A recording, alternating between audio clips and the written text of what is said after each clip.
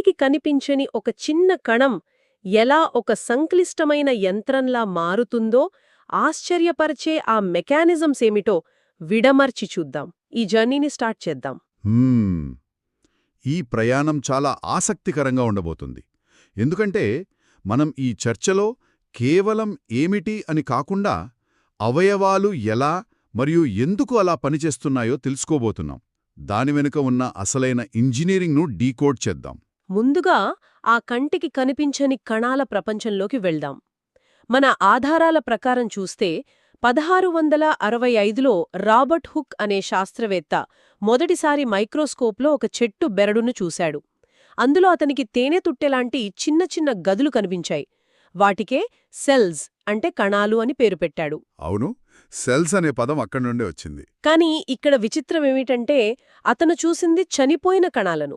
ఆ తర్వాత Anthony van లీవెన్హాక్ నీటి బిందువులో బతికున్న